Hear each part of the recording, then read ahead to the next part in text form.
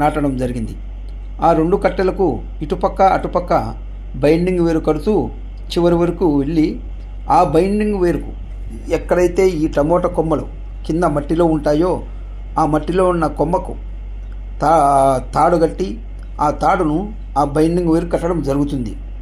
ఇలా చేసిన కాయ కొమ్మ కాయ తగ్గున భూమి మీద పడకుండా పైనే ఉండి బాగా షైనింగ్ కాయ టమోటా కాయ సూపర్లకు షైనింగ్ ఉండి బాగా కనపడుతుంది.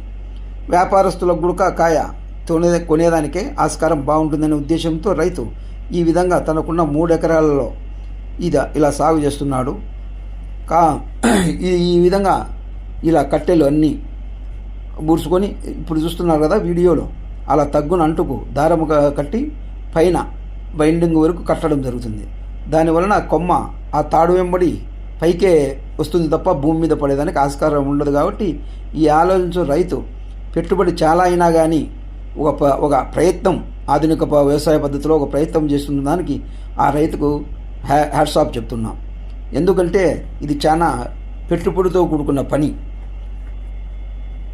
ఈ 3 ఎకరాల భూమిలోకి ఈ కట్టెలకు 66 రూపాయల చొప్పున జత 1,05,000 దాకా ఖర్చు వచ్చిందని రైతు చెప్పడం జరిగినది. అలాగే మొక్కలకు ఈ మొక్కలు ఇలా పెరిగిన తర్వాత మందు ఖర్చు, అంటే మందు స్ప్రే చేస్తూనే ఉండాలి, ఆ పురుగు పంటకు పట్టకుండా.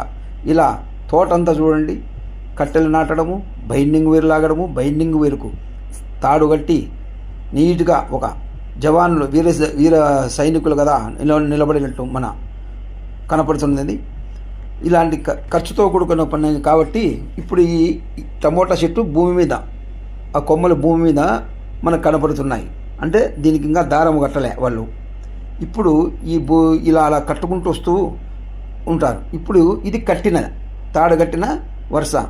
అప్పుడు భూమి మీద ఎక్కడ కానీ కొమ్మ కనపడడంలే, అంతా తాడుకు పై భాగానే కనబడుతూ ఉంది. ఇలా చేస్తుంది ఇది. ఆ రైతు చాలా కష్టపడి చేస్తున్న ఈ టమోటా పంటకు చేస్తున్న ఖర్చు సుమారు 4-5 లక్షల దాకా వస్తుంది.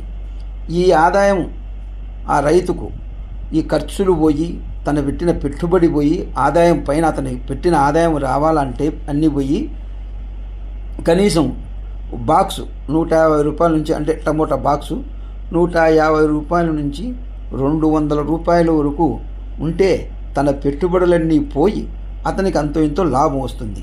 ఇలా ప్రయత్నం చేస్తున్న ఈ రైతుకు గిట్టుబాటు ధర ఉండి ఆ రైతుకు మంచి గిట్టుబాటు ధర రావాలని, ఇలాంటి రైతులు ప్రోత్సహించాలని కోరుకుంటున్నాను.